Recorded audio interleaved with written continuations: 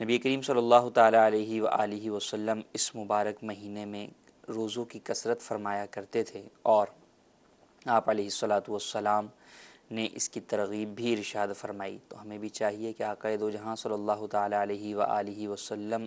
سے نسبت رکھنے والے مہینے کا ادب و احترام اور تعظیم بھی کریں، اور اس ماہ مبارک کے اندر روزوں کی بھی کثرت کریں، اور ساتھ ہی ساتھ آقا دو جہاں صلی اللہ تعالیٰ علیہ وآلہ وسلم پر کثرت سے درود پاک بھی پڑھیں۔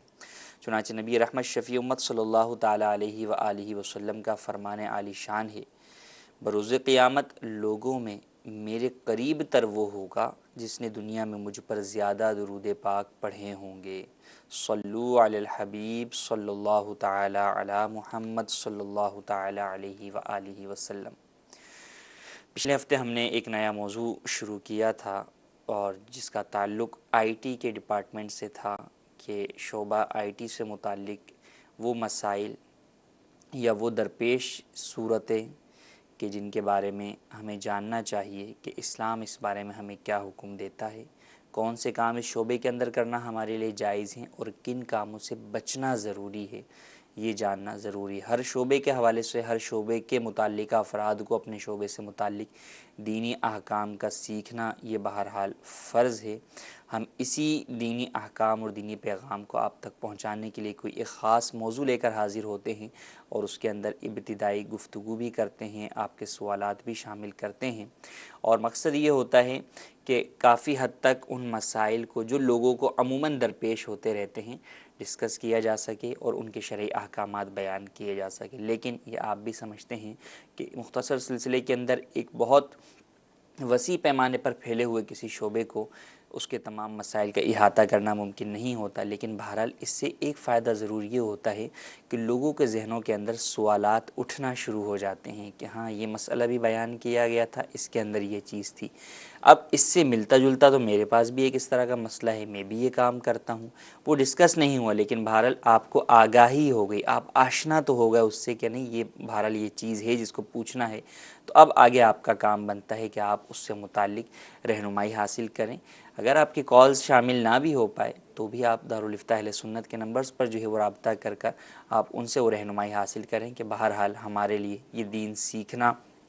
یہ ضروری ہے، اور کل قیامت کے اندر ہم سے اس کے بارے میں پوچھا جائے گا۔ ہم آپ کی کالز پچھلے سلسلے کے اندر جو ہمارے پاس کچھ موجود تھیں ہم وہ بھی شامل کریں گے، مزید کچھ ویڈیو کالز بھی ہمارے پاس موجود ہیں انہیں بھی شامل کریں گے، تاکہ اس موضوع کے اوپر مزید کلام کیا جا سکے۔ جی مزید کالز دیجیے۔ محمد فاروق اطاری تحصیل مری، عصر کے نماز کا ٹائم جب ہو جاتا ہے تو نفل پڑھنا جائز ہے یا ناجائز ہے؟ جی مزید کال۔ میرا یہ سوال ہے کہ فرض نماز میں پہلے 2 رکعتوں پر صورت ملائی جاتی ہے، دوسری 2 رکعتوں پر صورت ملانی ہے یا نہیں ملانی؟ جی مزید کال۔ میرا مفتی صاحب کی بارگاہ میں سوال ہے کہ اگر کسی نے سیٹ کے کہنے پر کوئی ڈیٹنگ یا زنا کی اپلیکیشن بنائی یا اس پر کام کیا، اب اس نے جاب چھوڑ دی، لیکن وہ اپلیکیشن اب بھی چل رہی ہے، تو کیا اس صورت میں اب بھی اس کو گناہ ملتا رہے گا؟ اگر اس کو گناہ ملتا رہے گا تو اب وہ کیا کرے؟ جی ہم اپنے جو ہے وہ آخری ویڈیو سوال سے ہی جو ہے وہ ابتدا کرتے ہیں کہ ہمارے موضوع سے متعلق ہے کہ کوئی بھی ناجائز اپلیکیشن جو ہے وہ بنائی، تو سب سے پہلی بات تو یہ کہ آپ چاہے جاب پر بنائیں، چاہے آپ جو ہے وہ آؤٹ سورس کام کرتے ہیں، اس وقت یا اس ذریعے سے آپ نے جو ہے وہ کسی کے لیے کوئی اپلیکیشن بنانی ہے، یا پرسنل ہی کوئی آپ نے اپلیکیشن بنانی ہے، تو یہ بہرحال فیکٹر بہت زیادہ ہے کہ عام طور پر اگر آپ کوئی کام کرتے ہیں کسی شعبے میں تو وہ آپ کی حد تک، آپ کی ذات تک محدود رہتا ہے، یا اگر وہ پھیلتا بھی ہے تو ایک محدود دائرہ کار میں پھیلتا ہے۔ لیکن بہرحال آئی ٹی ڈپارٹمنٹ ایسا ڈپارٹمنٹ ہے کہ اس کے اندر بہت سارے کام جو ہوتے ہیں وہ نہ صرف محدود بلکہ آپ یوں کہہ لیں کہ لامحدود افراد تک جو ہے وہ صورتحال پہنچ جاتی ہے کہ بے شمار لوگ دنیا کے کسی بھی خطے میں ہو ان تک وہ چیز پہنچتی ہے، اور یوں ایک گناہ جاریہ کا طویل سلسلہ شروع ہو جاتا ہے۔ تو یہاں پر اس بات کا بھی خیال کرنا ضروری ہے کہ اولاً تو گناہ سے بچنا ویسے ہی مسلمان کے لیے ضروری ہے، دوسرا وہ گناہ کہ جس میں انسان کے لیے گناہ جاریہ کی صورت جو ہے وہ بن جائے، اس سے بچنا تو اور زیادہ جو ہے وہ ضروری ہے کہ بعد تک ہونے والے سارے گناہ اس کے نامہ اعمال کے اندر بھی لکھے جاتے رہیں گے۔ جیسا کہ حضرت سیدنا حابیل کو جو قتل کیا قابیل نے، تو آج تک جتنے بھی قتل کرنے والے ہیں ان کا گناہ اس کے کھاتے کے اندر بھی لکھا جاتا رہے گا کہ پہلا قتل انسانیت کا اسی نے کیا تھا۔ تو اب کوئی بھی اس طرح کی اپلیکیشن بناتے ہوئے سب سے پہلے تو آپ یہ سوچیں کہ اولاً تو وہی میں نے کہا کہ گناہ سے بچنا ہے، لیکن یہ کہ اس کا کتنا بڑا جو ہے وہ تعلق ہوگا، کتنے لوگوں کے ساتھ ہوگا، اور یہ کتنا گناہ جاریہ کی صورت بنے گی۔ اگر میں کوئی ایک گناہ خود کسی سے ہوتا ہے اور اس کی وہ توبہ کر لیتا ہے، اللہ تبارک و تعالیٰ معاف فرمانے والا ہے، لیکن یہ نہ صرف خود بلکہ کئی لوگوں کے گناہوں کا جو ہے وہ سبب یہ شخص بن رہا ہے، تو اس فیلڈ میں اور زیادہ جو ہے وہ محتاط ہونے کی حاجت ہے کہ ہم پہلے ہی رہنمائی لے لیں کہ کہیں میرا یہ عمل جانے انجانے کے اندر کئی لوگوں کو دین سے دور کرنے کا باعث، گناہوں کی طرف لے جانے کا باعث، جہنم کے راستے کی طرف لے جانے کا باعث تو نہیں بن رہا۔ تو جیسا کہ انہوں نے جو ہے وہ سوال میں کہا کہ کوئی بھی سیٹ کے کہنے پر بھی بناتے ہیں تو بھی بہرحال جائز نہیں ہے، خود بناتے ہیں تو بھی جائز نہیں ہے، دوست احباب کے کہنے پر بناتے ہیں تو بھی جائز نہیں ہے، دوستی جو ہے وہ مدد مانگتا ہے کہ یار یہ میری ویب سائٹ چل رہی ہے، اس کو تھوڑا سا یوں کر دو یا یوں بنا دو تو میں آتی ہے، تو بھی بہرحال جائز نہیں ہے کہ ناجائز کام کرنے کی کسی بھی صورت میں اجازت نہیں ہے۔ اب اگر کسی سے دور میں وہ غلطی ہو گئی تو اب اس پر بہرحال کم از کم یہ لازم ہے کہ اللہ عز و جل کی بارگاہ میں سچی توبہ کرے، اور کم از کم جو فرد ہے جس کے لیے بنائی ہے اسے کم از کم شرعی حکم اور مسئلہ تو بیان کر دے، اور اس کو درخواست تو کرے کہ آپ اس چیز کو بند کر دیں، یہ آپ کے لیے اور میرے لیے، ہم دونوں کے لیے جو ہے وہ گناہ جاریہ کی صورت ہے۔ تو یہ جو ہے وہ صورتحال جو ہے وہ کر اس کو حتی الامکان کوشش کرے کہ یہاں پر نہی عن المنکر اور امر بالمعروف و نہی عن المنکر کی نیکی کی دعوت اور برائی سے روکنے کے لیے کوئی سبیل اختیار کرے، تاکہ بہرحال یہ اپنے حد تک جو ہے وہ اس چیز سے سبکدوش ہو جائے۔ ہاں، یہ اپنے طور پر کوشش بھی کر لیتا ہے، سمجھا بھی لیتا ہے، خود سچی توبہ بھی کر لیتا ہے، اب بھی اگر وہ شخص باز نہیں آتا اور اس گناہ والی چیز کو جو ہے وہ کنٹینیو رکھتا ہے اور اس میں اس کا کوئی عمل دخل نہیں ہے، ایک ہے کہ اس کی ہی کوئی آئی ڈی پر وہ چیز بنی ہوئی ہے کہ یہ چاہے تو اس چیز کو بند کر سکتا ہے، لیکن یہ بند نہیں کر رہا، تو اب بہرحال یہ گناہگار ہوگا۔ اس کے اپنے جو ہے وہ اختیار میں جتنی چیزیں ہیں اس چیز کو روکنے کے لیے انہیں اختیار جو ہے وہ کرے۔ ہاں، جہاں اختیار میں نہیں ہے اب سامنے والے کو جو ہے وہ نیکی کی دعوت دے، برائی سے جو ہے وہ روکے، پھر بھی اگر وہ نہیں مانتا تو اب یہ مزید گناہگار نہیں ہوگا، اب بہرحال پھر گناہ جو ہے وہ اس شخص کے ذمے پر ہوگا۔ ہماری آڈیو کالز تھیں۔ پہلا سوال تھا کہ عصر کا وقت شروع ہونے کے بعد نفل نماز پڑھ سکتے ہیں یا نہیں۔ نماز عصر کا وقت شروع ہونے کے بعد نفل نماز پڑھ سکتے ہیں، لیکن فرضوں سے پہلے فرض کی ادائیگی سے قبل آپ نفل پڑھ سکتے ہیں، فرض کی ادائیگی کے بعد نفل پڑھنا جائز نہیں ہے۔ اور فرضوں کی ادائیگی سے بھی قبل کب پڑھ سکتے ہیں؟ جب کہ مکروہ وقت شروع نہ ہوا ہو۔ مکروہ وقت غروب آفتاب سے 20 منٹ پہلے کا جو وقت ہوتا ہے یہ مکروہ وقت ہوتا ہے، اس کے اندر کوئی بھی نماز جائز نہیں ہے، نہ قضا، نہ ادا، نہ جو ہے وہ نفل۔ ہاں، البتہ اگر اس دن کی نماز عصر ادا نہیں کی تو اب وہ تو پڑھی جائے گی کہ قضا نہ ہو، اس لیے اس کو پڑھا جائے گا، لیکن نماز عصر کو اتنا لیٹ کرنا کہ مکروہ وقت شروع ہو جائے یہ ناجائز اور گناہ ہے۔ تو اگر مکروہ وقت شروع ہو گیا تو اس کے اندر تو قضا نماز کی بھی اجازت نہیں، تو چہ جائے کہ نفل کی اجازت کیوں کر ہوگی۔ ہاں، اگر عصر کی نماز ادا نہیں کی تو وہ ضرور پڑھی جائے گی۔ دوسرا سوال یہ تھا کہ فرضوں کی پہلی 2 رکعتوں میں تو سورت ملاتے ہیں، آخری 2 رکعتوں میں سورت ملائیں یا نہ ملائیں، اور اگر ملا لی تو کیا حکم ہے؟ فرض، سنتیں، نوافل۔ فرضوں کی پہلی 2 رکعتوں میں، سنن و نوافل اور وتر کی تمام رکعتوں کے اندر سورہ فاتحہ اور اس کے ساتھ سورت ملانا واجب ہے، اور آخری 2 رکعت جو فرض کی ہیں ان میں سورہ فاتحہ پڑھنا افضل ہے اور سورت ملانا واجب نہیں ہے۔ سورہ فاتحہ بھی واجب نہیں ہے، افضل ہے، اور سورت ملانا جو ہے وہ واجب نہیں ہے، لیکن اگر کسی نے سورت ملا لی تو ایسی صورت میں بھی نماز ہو جائے گی، سجدہ سہو وغیرہ لازم نہیں ہوگا، بلکہ وہ شخص جو کہ علیحدہ نماز ادا کر رہا ہے، امام کے پیچھے نہیں پڑھ رہا یا امام نہیں ہے، اس کے لیے مستحب ہے کہ وہ آخری رکعتوں کے اندر سورت ملا لے۔ ہاں، امام کے لیے منع ہے کہ اس کی تلاوت کی وجہ سے نمازیوں کے اوپر نماز جو ہے وہ طویل ہو جائے گی، تو اس لیے امام کو منع ہے، باقی جو منفرد ہے، علیحدہ نماز ادا کر رہا ہے، بالکل وہ صورت ملا سکتا ہے۔ جی مزید کالز۔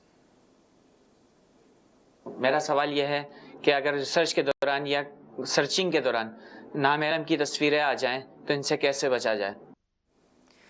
یہ بھی ایک جو ہے وہ بہت بڑا جو ہے وہ اس ویب سرچنگ کے اندر، سرفنگ کے اندر جو ہے وہ چیز آتی ہے کہ آپ چاہتے نہ چاہتے ہوئے جو ہے وہ گناہ کی چیزیں جو ہے وہ آپ کو دعوت جو ہے وہ گناہ کی طرف دے رہی ہوتی ہیں۔ تو یہاں پر بھی بہرحال خود ہمیں بھی بچنا ہے، اپنی آل اولاد اہل و عیال کو بھی بچانا ہے۔ اس کے لیے مختلف جو ہے وہ طریقے اختیار کیے جا سکتے ہیں۔ ایڈ بلاکر جو سافٹ ویئرز آتے ہیں انہیں استعمال کیا جائے اور ان کے ذریعے سے جو ہے وہ ان چیزوں سے بچا جائے۔ یوں ہی استعمال سرچنگ کے دوران آپ ان جو ہے وہ مستند ویب سائٹ کی طرف ہی جائیں کہ جہاں ان چیزوں سے بہرحال جو ہے وہ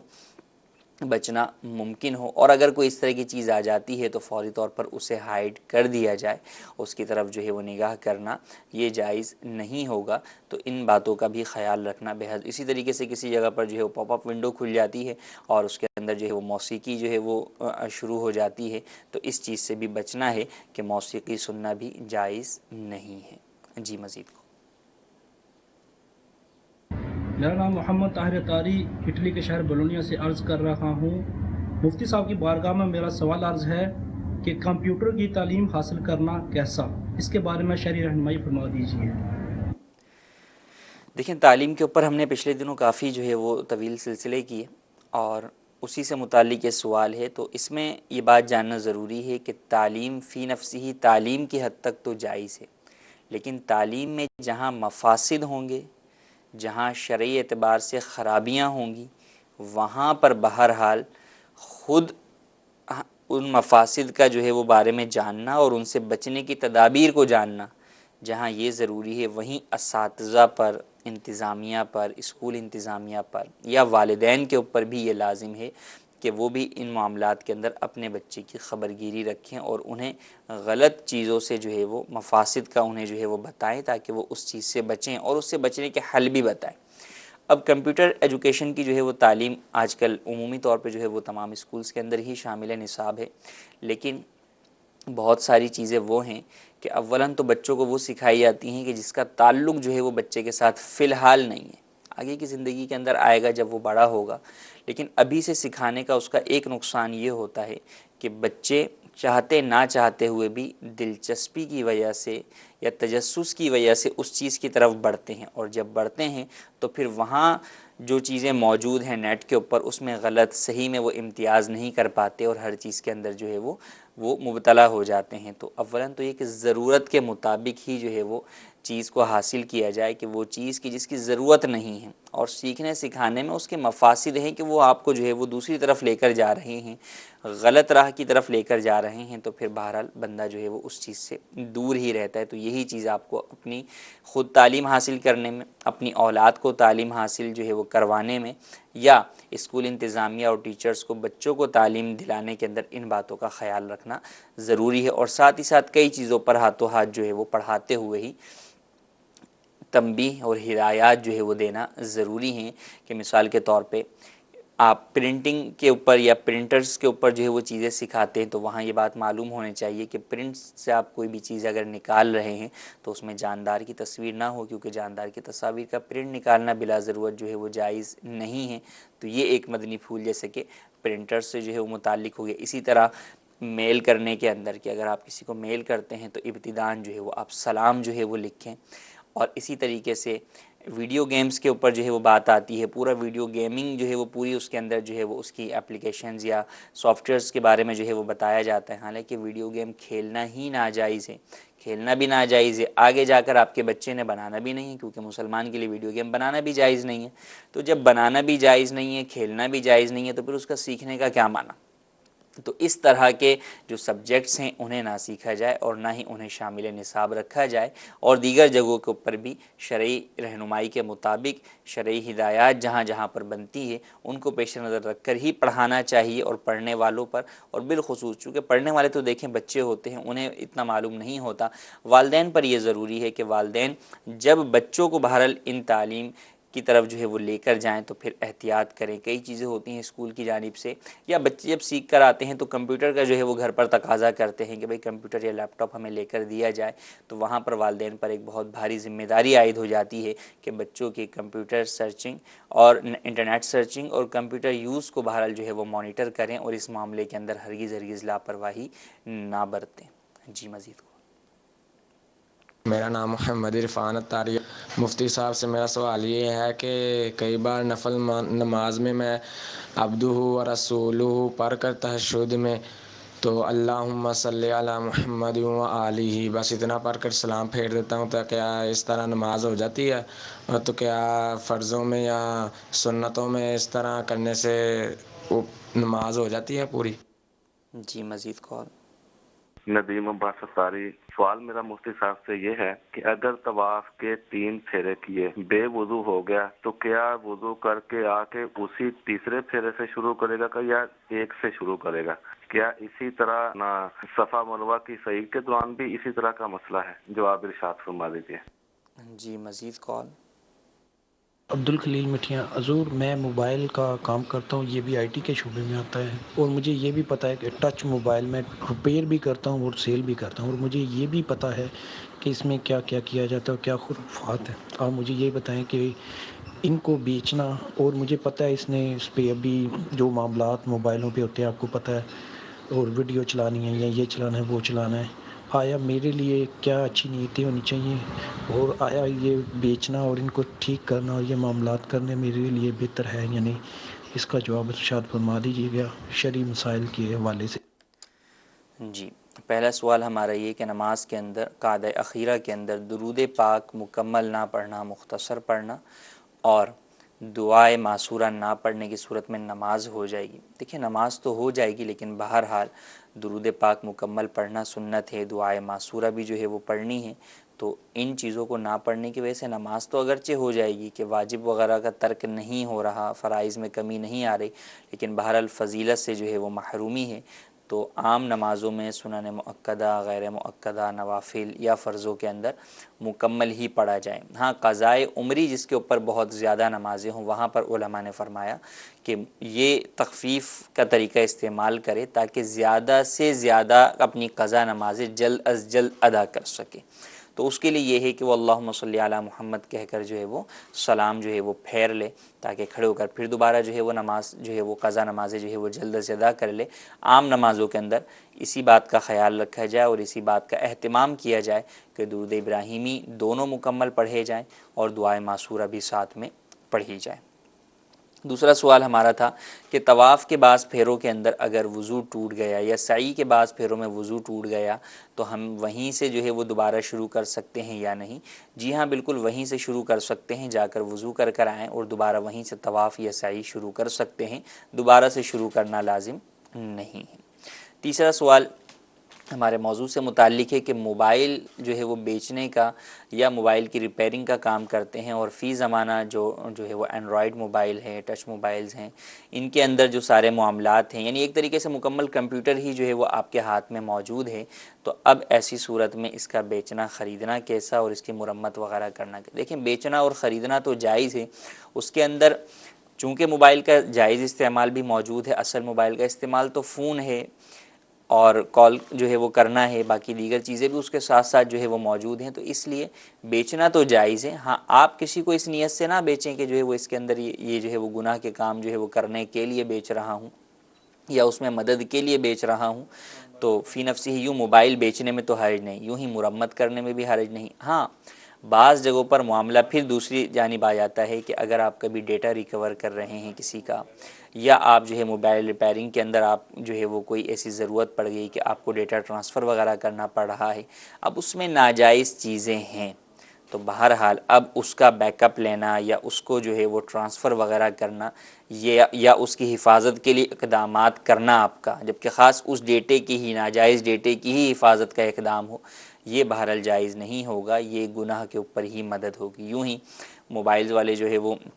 مختلف جو ہے وہ سافٹ ویئر یا ویڈیوز یا جو ہے وہ موویز جو ہے وہ ڈاؤن لوڈ کر کے دیتے ہیں، سانگز جو ہے وہ ڈاؤن لوڈ کر کے دیتے ہیں اور موبائل کے اندر ڈال کر دیتے ہیں، تو یہ بھی ناجائز اور گناہ کا کام ہے اور گناہ جاریہ والا ہے، اور اس کی اجرت لینا بھی جائز نہیں ہے۔ تو اگر اس طرح کے کوئی کام کرتے ہیں تو اس کی ہرگز اجازت نہیں ہے، ان کاموں سے بہرحال بچنا ضروری ہے۔ جی مزید کال۔ میرا سوال یہ ہے کہ کمپیوٹر پہ یا موبائل پہ بغیر وضو کے ہم قرآن پاک پڑھ سکتے ہیں یا دیکھ سکتے ہیں؟ ٹچ موبائل پر، ٹچ اسکرین کے اوپر، چاہے وہ جو ہے وہ موبائل کی ہو یا جو ہے وہ آپ کی ٹیبلیٹ کی ہو یا ایل سی ڈی ہی جو ہے وہ آپ کی جو ہے وہ ٹچ اسکرین ہے، تو اس کے اوپر تلاوت قرآن کریم کرنا تو جائز ہے۔ ہاں، چھونے سے علماء جو ہے وہ منع کرتے ہیں، تو اس لیے بچنا بہتر ہے کہ اس ٹچ اسکرین پر جو ہے وہ ظاہر ہونے والے قرآنی حروف کو، جس حصے پر جو ہے وہ ظاہر ہو رہا ہے اس کو چھونا منع ہے، تو اس سے پہلے بہرحال وضو کر لینا چاہیے۔ باقی مانیٹر پر یا ایل سی ڈی کے اوپر جو آپ دور بیٹھ کر جو ہے وہ پڑھ رہے ہیں، آپ اس پہ ٹچ نہیں کرتے، اور وہ ٹچ سے اس کا وہ فرق بھی نہیں پڑتا کہ اس کے بیچ کے اندر جو ہے باقاعدہ لیئر جو ہے وہ موجود ہوتا ہے،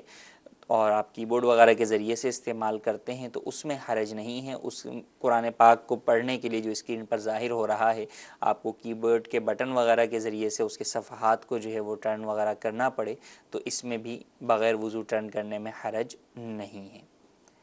جی مزید کال۔ مفتی صاحب سے میرا سوال ہے کہ کمپیوٹر یا ٹی وی پہ تلاوت سننے سے ثواب ملتا ہے؟ قرآن کریم کی تلاوت سننے سے تو بہرحال جو ہے وہ ثواب ملتا ہے، چاہے وہ آپ ٹی وی پر سنیں یا جو ہے وہ کمپیوٹر کے اوپر سنیں۔ ہاں، توجہ کے ساتھ سننی چاہیے، جو بعض لوگ جو ہے وہ لگا دیتے ہیں اور پھر دیگر اپنے کام کاج میں مصروف ہو جاتے ہیں، یہ مناسب انداز نہیں ہے۔ تلاوت قرآن کریم جب جو ہے وہ آپ پلے کریں، چاہے اپنے موبائل پر کریں، چاہے جو ہے وہ آپ اپنے جو ہے وہ ٹیبلیٹ پر کریں یا کمپیوٹر پر کریں، تو پھر توجہ کے ساتھ اسے سنیں۔ جی مزید۔ میرا سوال یہ ہے کہ انٹرنیٹ پر آن لائن کام کرنا کیسا ہے؟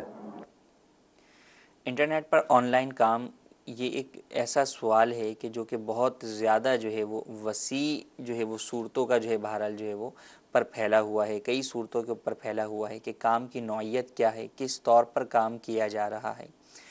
ایک تو انٹرنیٹ کے اوپر کام کا طریقہ کار یہی کہ آپ کسی کو کوئی اپلیکیشن یا اس کا سافٹ ویئر بنا کر دیتے ہیں،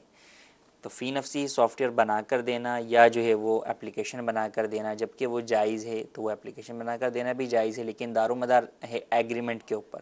کیونکہ آن لائن بہت ساری جو ہے وہ معاملات کے اندر بعض جو ہے وہ انٹرنیشنل لاز جو ہے وہ شامل ہو جاتے ہیں، یا بعض کمپنیوں کے جو ہے وہ لا شامل ہوتے ہیں، جن پر غور و فکر کرنا جو ہے بہرحال ضروری ہے کہ ان میں سے کون سی جو ہے وہ ٹرمز اینڈ کنڈیشن جو ہے وہ شرعی اعتبار سے الاؤڈ ہیں اور کون سی شرعی اعتبار سے الاؤڈ نہیں ہے۔ تو اس چیز کے حوالے سے آپ کو خاص کر رہنمائی حاصل کرنی ہوگی۔ اور فی زمانہ ایک اور جو انٹرنیٹ ارننگ کا جو نام جو ہے وہ لوگ استعمال کرتے ہیں یا کام کرنے کو، کہ ایڈز پر کلک کرنا یا ویب سائٹس کے اوپر جو ہے وہ کلک کر کے جو ہے وہ ارننگ کماتے ہیں، تو یہ عمومی طور پر ناجائز ہی ہے، اس کی اجازت نہیں ہے۔ وجہ یہ ہے کہ ایڈز جائز ناجائز ہر طرح کے ہوتے ہیں، موسیقی بھی ہوتی ہے، اگر ویڈیو نہ ہو، آڈیو نہ ہو، تو پھر پکچر کے اندر بھی جو ہے وہ بے پردہ خواتین کی تصاویر موجود ہوتی ہیں، وہ بھی نہ ہو تو پھر بھی پروڈکٹ کے اعتبار سے کہ جو ایڈ ہے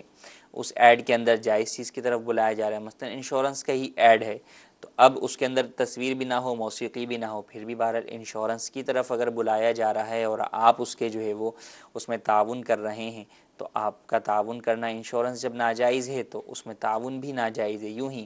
کسی بینک کے سودی پیکج کی طرف بلایا جا رہا ہے، کسی لاٹری جوئے کی طرف بلایا جا رہا ہے، یا کسی جگہ پر ناجائز اور جو ہے وہ حرام چیز کی طرف بلایا جا رہا ہے۔ انٹرنیٹ پر پھر سب کچھ جو ہے وہ عام ہے، وائن بھی ہے، دیگر چیزیں بھی ہیں، تو اب اگر اس طرح کی ناجائز چیزوں کے ایڈز ہیں تو اگرچہ وہ موسیقی اور تصاویر سے پاک ہوں، جب بھی ان کو بہرحال جو ہے وہ ان کو جو ہے وہ پھیلانا یا ان کے پھیلانے کے اندر جو ہے معاون بننا یہ جائز نہیں ہے. تو لہٰذا اس طور پر بھی انٹرنیٹ ارننگ کے کام کی ہرگز اجازت نہیں ہے. مزید جو خاص صورتحال ہے کہ بھئی اس مسئلے کے اندر میں یہ کام کرنا چاہتا ہوں تو اس سے متعلق آپ خاص اسپیسیفک اپنا جو ہے وہ مسئلہ لے کر دارالفتہ اہل سنت میں بالمشافہ ملاقات کریں یا پھر دارالفتہ اہل سنت فون پر رابطہ کیجیے. جی مزید کال. محمد اسلم اتاری ہند کی ریاست کرناٹک کے شہر یادگیر سے عرض کر رہا ہوں. میرا سوال یہ ہے کہ زید ایک فلیٹ خریدنے کے لیے 2 لاکھ روپے ایڈوانس پیمنٹ کرتا ہے, مزید 18 لاکھ روپے اسے جمع کرنے ہیں, اور اب تذبذب کا شکار ہے کہ فلیٹ خریدیں کہ نہ خریدیں. ایسے میں یہ ارشاد فرمائیے کہ اسے اپنے مال کی زکوٰۃ ادا کرنی ہے, تو اب یہ 2 لاکھ روپے جو دیے ہیں اس کو زکوٰۃ میں شامل کریں گے کہ یا پھر جو 18 لاکھ روپے دینے ہیں اسے قرض میں شمار کریں گے؟ جواب ارشاد فرمائیے. دیکھیں اگر تو اس نے پیمنٹ کر دی ہے فلیٹ انتظامیہ یا جس سے بھی فلیٹ خرید رہا ہے, اگر اس کو اس نے پیمنٹ کر دی ہے تو ایسی صورت کے اندر تو گویا کہ اس نے فلیٹ خرید لیا, اب اس کے اوپر 18 لاکھ لون جو ہے وہ چڑھ گیا. اور اگر خریدا نہیں ہے, ابھی جو ہے وہ ارادہ ہی کر رہا ہے, تو پھر بہرحال یہ اس کے پاس مال ہے, اس کے اوپر زکوٰۃ لازم ہوگی. لیکن اگر باقاعدہ سودا ہو گیا اور اس کے اوپر بقیہ 18 لاکھ واجب الادا ہو گئے تو اب گویا کہ یہ 18 لاکھ روپے کا مقروض ہو گیا. تو قرض نکال کر پھر دیکھے گا کہ اس کے پاس حاجت اصلیہ سے زائد مال نامی نصاب کی مقدار موجود ہے یا نہیں. اگر نہیں تو زکوٰۃ نہیں ہے, ورنہ زکوٰۃ ہوگی. کچھ ہم میسیجز بھی جو ہے وہ شامل جو ہے وہ کرتے ہیں. جیسے ایک سوال یہ ہے کہ اسلامی بہنیں شرعی مسئلے میں کیا کیا پڑھ سکتی ہیں اور کیا کیا نہیں پڑھ سکتی, یعنی خواتین جو ہے وہ ناپاکی کے ایام کے اندر کیا پڑھ سکتی ہیں اور کیا نہیں پڑھ سکتی. خواتین کو تلاوت قرآن کریم کرنا حرام ہے. جس طرح قرآن کا چھونا حرام ہے, اسی طرح ناپاکی کی حالت میں قرآن پاک کی تلاوت کرنا بھی حرام ہے. باقی ذکر و اذکار, دعائے معصورہ اور درود شریف وغیرہ پڑھ سکتی ہیں. ہاں اگر کوئی وہ دعائیں ہیں جو کہ قرآن کریم کے اندر ہی موجود ہیں, جیسے آیت الکرسی ہے یا اور دعائیں معصورہ ہیں, ربی جعلنی مقیم الصلاۃ, تو یہ دعائیں بنیت دعا و ثنا پڑھنا جائز ہے. یعنی اللہ تبارک و تعالیٰ کی حمد و ثنا تعریف کے طور پر پڑھنا, یہ دعا کے طور پر ان کو پڑھنا جائز ہے. ان کو پڑھتے ہوئے قرآن کریم پڑھنے کی نیت نہیں کریں گی. معلمہ جو قرآن کریم بچوں کو پڑھاتی ہے اس کے لیے یہ اجازت ہے کہ وہ بچوں کو پڑھاتے ہوئے کلمہ توڑ توڑ کر پڑھا سکتی ہے. جیسے الحمدللہ رب العالمین مکمل جو ہے وہ آیت مبارکہ ہے. اب بچے کو پڑھا رہی ہے تو یہ پورا اس طرح نہیں پڑھا سکتی, یوں پڑھا سکتی ہے الحمدللہ رب العالمین, تو یوں توڑ توڑ کر جو ہے وہ پڑھا سکتی ہے, مکمل جو ہے وہ نہیں پڑھا سکتی. اور یہ بھی معلمہ کے لیے اجازت ہے. طالبہ جو کہ خود قرآن کریم پڑھنے کے لیے آئی ہوئی ہے اس کو ان ناپاکی کے ایام میں قرآن کریم پڑھنے کی اجازت نہیں ہے. تو لہٰذا جہاں بھی تعلیم قرآن کا سلسلہ ہو وہاں اس بات کا خیال رکھنا چاہیے. اور ان ایام کے اندر پھر ان بچیوں کو نماز, روزے, حیض, نفاس, یہ جو دیگر احکامات ہیں جن کا سیکھنا جو ہے وہ ضروری ہے, ان کی طرف جو ہے وہ لگایا جائے تاکہ ان ایام کے اندر وہ ان چیزوں کے اوپر جو ہے وہ توجہ دیں اور اس کے اوپر جو ہے وہ یہ مسائل بھی ساتھ ساتھ سیکھیں اور پاک ایام کے اندر جو ہے وہ قرآن کریم کی تلاوت بھی سیکھیں. ایک اور سوال یہ ہے کہ جانور کی تصویر بنی ہو تو کیا ہم اسے بیچنے کو جو ہے وہ استعمال میں لے سکتے ہیں یا نہیں؟ جانور کی تصویر یعنی فقط تصویر کو خریدنا کہ اس چیز کے اوپر جاندار کی تصویر ہی ہے, یا جیسے پلے کارڈز وغیرہ آتے ہیں بچوں کے لیے یا جو ہے وہ فلیش کارڈز جو ہے وہ آتے ہیں, تو اس کو خریدنا جائز نہیں ہے. ہاں کوئی کتاب ہے اس کے اندر جو ہے وہ بقیہ مواد ہے اور کسی جگہ پر جو ہے وہ تصاویر بھی موجود ہیں, تو اس کو خریدنے میں حرج نہیں ہے کہ یہاں پر اب یہ تصویر خریدنا مقصود نہیں ہے بلکہ اصل مقصود جو ہے وہ کتاب خریدنا ہے, اور اس کے اندر تصویر کے علاوہ دیگر چیزیں بھی موجود ہیں. فی نفسی ہی جاندار کی تصویر کی خرید و فروخت یہ جائز نہیں ہے. جی مزید کالز. مفتی صاحب یہ پوچھنا ہے کہ محمد احمد یہ نام رکھنا کیسا؟ جی مزید کال. محمد اطلس اتاری، میرا سوال یہ ہے کہ جو قضا نماز پڑھی جاتی ہے اس میں آپ ایک تسبیح بھی پڑھ سکتے ہیں، اور اس کے علاوہ عصر کی نماز کے بعد بھی کیا نمازیں پہلی جو قضاوی ہیں ان میں پڑھی جا سکتی ہیں، یا فرض کے بعد نماز نہیں پڑھی جا سکتی؟ جی مزید کال۔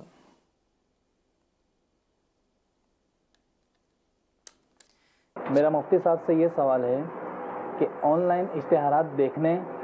اور اس سے ہونے والی آمدنی کے بارے میں کیا حکم ہے؟ ویڈیو سوال کا تو ہم جواب دے چکے ہیں۔ آن لائن جو ہے وہ اشتہارات ایڈورٹائزمنٹ پر ارننگ کے حوالے سے کہ جو عمومی صورتحال رائج ہے وہ جائز نہیں ہے۔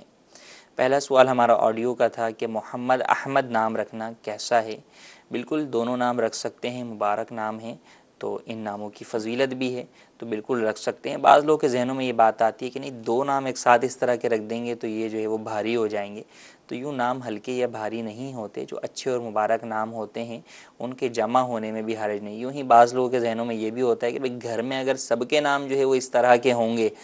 تو پھر یہ بھاری ہو جائیں گے، تو لہٰذا ایک کا کچھ رکھا جائے اور ایک کا جو ہے وہ کچھ اور رکھا جائے، یا جو ہے وہ یوں جو ہے وہ نہ رکھا جائے، تو ایسا گمان کرنا بھی درست نہیں ہے۔ بزرگوں کے نام پر، انبیاء کرام علیہم السلام کے مبارک ناموں پر بالکل نام رکھا جائے۔ محمد نام تو سب بیٹوں کا جو ہے وہ رکھا جائے، ہاں پکارنے کے لیے ان کو کوئی دوسرے جو ہے وہ نام رکھ لیے جائیں صحابہ کرام علیہم رضوان کے مبارک ناموں میں سے۔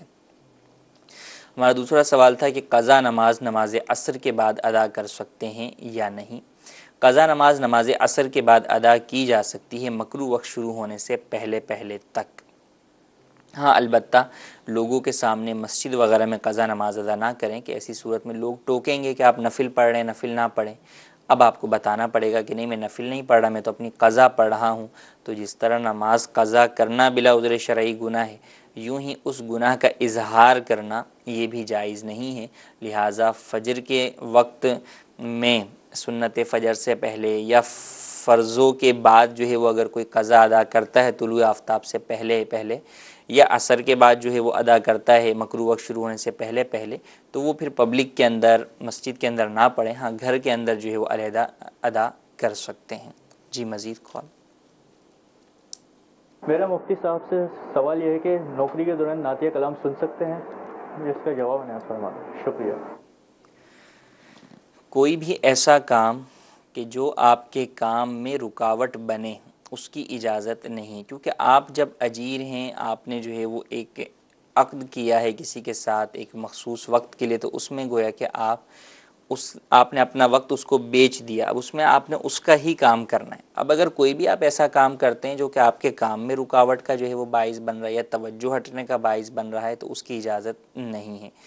تو لہٰذا اگر آپ کوئی ایسا کام کر رہے ہیں کہ اس کی وجہ سے توجہ آپ کی ہٹ رہی ہے، اگر آپ نعت جو ہے وہ کان میں لگا کر جو ہے وہ سن رہے ہیں اور ساتھ ہی ساتھ جو ہے وہ آپ کمپیوٹر پر کام کر رہے ہیں، مثال کے طور پر آپ کمپوزنگ کر رہے ہیں، اب اس کی وجہ سے کمپوزنگ کی سپیڈ آپ کی جو ہے وہ ہلکی ہو جاتی ہے یا اس میں غلطیاں جو ہے وہ زیادہ آتی ہیں، یا جو آپ کام کر رہے ہیں اس میں رکاوٹ کا باعث ہے، یا ان تمام چیزوں سے قطع نظر آپ کا جو مالک ہے یعنی جو سیٹ ہے اس کی جانب سے ہی ممانعت ہے کہ بھئی اس کی اجازت نہیں ہے، اور عموماً ان کی وجوہات یہی ہوتی ہیں کہ جب ایک وقت میں انسان دو کام کرتا ہے تو اصل کام کی طرف توجہ باقی نہیں رہتی، تو اس صورت کے اندر ہرگز اجازت نہیں ہوگی۔ جی مزید کال۔ میرا مفتیان کرام سے سوال یہ ہے کہ موبائل گیمز تخلیق کرنا کیسا ہے، اور اگر کسی کا ذریعہ معاشی یہی ہو تو وہ اس کے لیے کیا کرے؟ دیکھیں ذریعہ معاش ہمیشہ جائز ہی اختیار کرنا چاہیے۔ وجہ یہ ہے کہ ہمارے ہاں جیسا کہ میں نے ابھی پہلے جو ہے وہ عرض کیا کہ تعلیم دلواتے وقت ہی اس بات کا خیال نہیں رکھا جاتا کہ کیا چیز جائز ہے کیا ناجائز ہے۔ جائز ناجائز ہر چیز سے جو ہے وہ قطع نظر رکھتے ہوئے یہ دیکھا جاتا ہے کہ اس وقت اس پروفیشن کی ویلیو کیا ہے مارکیٹ کے اندر۔ ویلیو اچھی ہے تو چلیں جناب اب بچوں کو اس چیز کی طرف لگا دیتے ہیں، یا ہم یہ چیز سیکھنے کی طرف چلے جاتے ہیں کہ اس وقت مارکیٹ کے اندر اس چیز کی ویلیو ہے۔ اب جب وہ سب کچھ کر آتے ہیں اور بعد میں جو ہے وہ دینی ماحول کے اندر جو ہے وہ آتے ہیں تو پتہ چلتا ہے کہ یہ تو کام ہی ناجائز ہے۔ اب لوگ یہ کہتے ہوئے کئی دفعہ سنائی دیتے ہیں کہ جناب ہم نے تو اپنی پوری زندگی اسی کے اندر لگا دی، ہم نے تو سیکھا ہی یہی، اب ہم 30-35 سال کے ہو گئے، اب ہم کیا کریں؟ تو سب سے پہلی بات تو یہ ہے کہ کرنے سے پہلے ہی سوچنا اور پوچھنا یہ ضروری ہے۔ والدین کے لیے یہ ضروری ہے کہ اپنے بچوں کا پروفیشن جو ہے وہ سیٹ کرنے کے لیے یا جو بھی ان کا ذہن ہے اس سے پہلے شرعی رہنمائی بھی حاصل کریں کہ کیا یہ پروفیشن کا جو آگے فیلڈ کا جو معاملات ہیں وہ جائز ہیں یا ناجائز ہیں۔ یوں ہی خود بڑے ہو کر بچے جب اپنا کوئی پروفیشن سیٹ کرنے جا رہے ہیں اور اس سے متعلق پھر جو ہے وہ تعلیم، تجربہ، دیگر چیزوں کی طرف بڑھ رہے ہیں، تو پہلے آپ جو ہے وہ ایک میٹنگ مفتی صاحب کے ساتھ رکھ لیں اور ان سے مشاورت کر لیں اور اس فیلڈ کے تمام پہلوؤں کے اوپر بات کر لیں، تاکہ یہ معلوم ہو جائے کہ اس چیز کے لیے میں اس کو ذریعہ معاش بنا بھی سکتا ہوں یا نہیں۔ تو لہٰذا جب ہم یہ نہیں کرتے تو پھر اس کا حال یہ صورتحال ہی ہوتی ہے کہ ہم سب کچھ کر بیٹھے ہوتے ہیں، اپنی جو ہے وہ زندگی پوری اس فیلڈ پر لگا چکے ہوتے ہیں اور نتیجہ یہ نکلتا ہے کہ شرعی اعتبار سے وہ جائز نہیں ہوتا۔ اب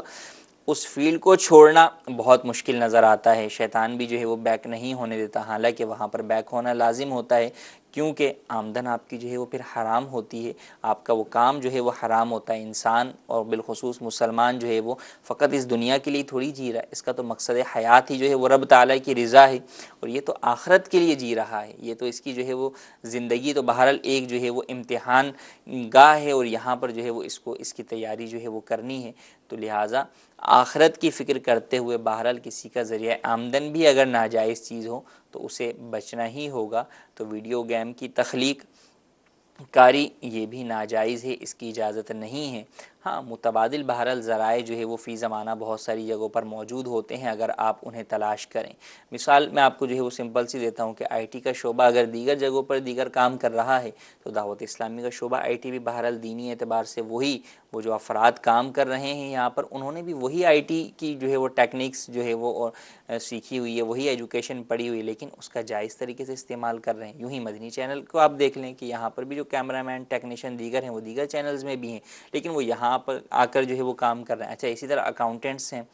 کہ وہ بینکوں کے اندر جناب سودی معاملات کو بھی دیکھ رہے ہیں، لیکن بہرحال بہت سارے وہ ہیں کہ جو دعوت اسلامی یا دیگر دینی تنظیموں کے اندر یا جو ہے وہ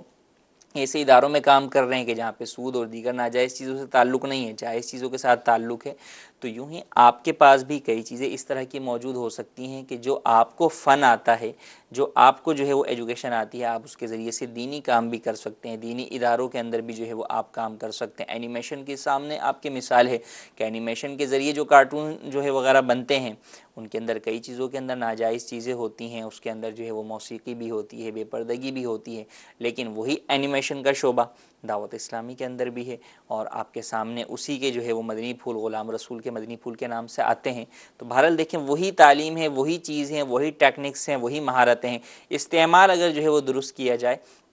تو وہ چیز نہ صرف جائز بلکہ کئی صورتوں کے اندر وہ انسان کے لیے اچھی نیتوں کے ساتھ صدقہ جاریہ کا باعث بن جاتی ہے۔ تو آپ کو بھی اگر کوئی اس طرح کی چیز ہے تو آپ اس سے متعلق ورکنگ کریں، اور آپ جو ہے وہ ایسے اداروں کے ساتھ منسلک ہوں، اہل سنت کے اداروں کے ساتھ منسلک ہوں کہ آپ وہاں پر جو ہے وہ آ کر اپنی ان تمام صلاحیتوں کو نیکی کے کاموں کے اندر جو ہے وہ استعمال کریں، آپ اس کے اندر جو ہے وہ صدقہ جاریہ والی چیزیں لائیں، کیونکہ آپ ایکسپرٹ ہیں، آپ پروفیشنل ہیں، تو آپ کے ذہن میں وہ چیز آئے گی، تو آپ خود آئیڈیاز سوچ کر لے کر آئیں کہ نہیں یار اگر یہ چیز ناجائز کام میں ہو سکتی ہے تو بہرحال دین کے کام کے اندر بھی یہ چیز ہو سکتی ہے، میں کوئی اس کے بجائے اس طرح کی اپلیکیشن جو ہے وہ بنا لوں۔ جیسے ذہنی آزمائش کی ہماری ایک اپلیکیشن ہے، تو وہی